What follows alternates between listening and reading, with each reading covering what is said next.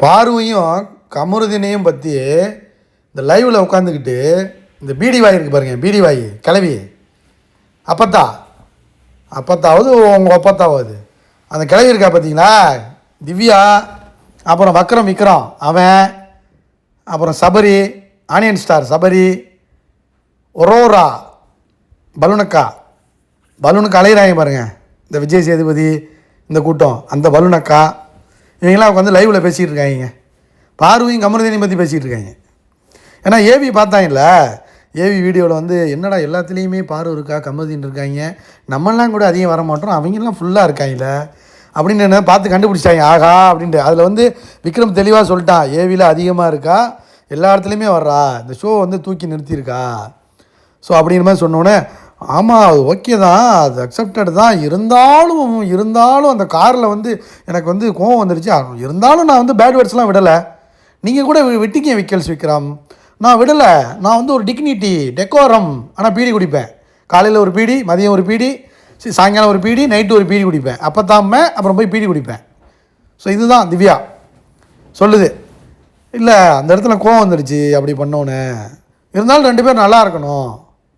எப்படி அதாவது தெரிஞ்சு போச்சு. சாண்டி மாஸ்டர் வந்து சொன்னா தெரியுமா, ஏன்டா பட்டி எடுத்தா, யாரா அவனுக்கு பட்டி எடுக்க ஐடியா சொன்னது, அவசரப்பட்டிய குமார் அப்படின்னோடனே தெரிஞ்சு போச்சு. ஓஹோ அப்போ வந்து வினோத் போட்ட பிச்சையில் தான் நமக்கு கப்பு கிடைக்குதா, இப்போ பாரூக் அஹமதின் போட்ட பிச்சையில் தான் நம்ம ஃபைனலிஸ்ட் ஆனோமா, ஓஹோ அப்படிங்கிற மாதிரி அப்போ தான் புரியுது இவங்களுக்கு, ரியாலிட்டி அப்போ தான் புரியுது. அது ஏவியெல்லாம் பார்த்தோன்னே இன்னும் நல்லா புரிஞ்சு போச்சு. ஓகே பாரு இதில் ஒன்று என்னென்னா விக்கல்ஸ் கண்டுபிடிச்சிட்டான்.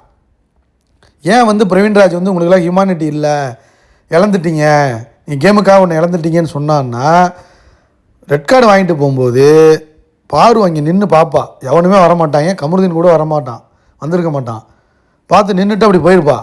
ஸோ அது வந்து என்னென்னா இந்த ஏவியில் வந்துருச்சுங்க, அதை பார்த்தோன்னே கெஸ் பண்ணியிருப்பாங்க, ஆஹா நம்மளை முடிச்சிட்டாங்க கதையை, ஆஹா வன்மத்தை கக்கிட்டாங்க.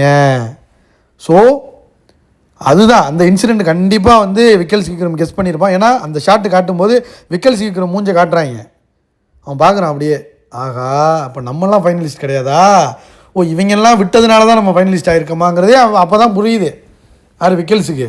ஆனால் பிடி வாய்க்கு புரியல, பிடி வாய்க்கு புரியவே இல்லை. திவ்யாவுக்கு அவள் ஃபேக்குங்க, கொஞ்சம் கூட வந்து அவளுக்கு கேம் நாலேஜும் கிடையாது, ஒன்றும் கிடையாது, சும்மா கத்திக்கிட்டு சும்மா தலையில் துண்டை கட்டிக்கிட்டு சமைக்கிறது, போய் உட்காந்து பீடி அடிக்கிறது, பீடி எடுத்துக்கிட்டு எல்லாத்தையும் போய் கிளாரிஃபிகேஷன் கொடுத்துக்கிட்டு நான் டிக்னிட்டியாக இருக்கேன் டெக்கோரமாக இருக்கேன்னு ஊரே மாற்றுறது.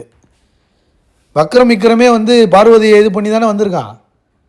திவ்யாவெல்லாம் ஓட விடுவா, பார்வதி ஓட விடுவா, அந்த வன்மத்தை தானே கொண்டாந்து நீ பார்வதியை கல்யாணம் பண்ணாத, நீ வாழ்க்கை அழிஞ்சிரும், அது இதுன்னு எவ்வளோ வன்மத்தை கக்குனா. இவளுக்கெல்லாம் எல்லாம் டைட்டில் கொடுப்போம்லாங்க, விஜய் டிவியாக கொண்டு போகுதுங்க யூஸ் பண்ணிக்கிறதுக்கு, மாமா டிவி, மாமா பாய்ஸு, பல பல ஸ்பான்சர்ஷிப்ஸ் யூஸ் பண்ணுறதுக்காக, ஒரு நாளைக்கு யூஸ் பண்ணுறதுக்காக கொண்டு போகிறாங்க உள்ள. அதே மாதிரி அரோராலாம் பலூன் கன்ஃபார்ம், ஆனால் பலூனை வச்சு கசக்க முடமாட்டாங்க, அதுக்கு தான் கொண்டு போகிறாங்க. இப்படிலாம் தான் உள்ளே வந்திருக்காங்க.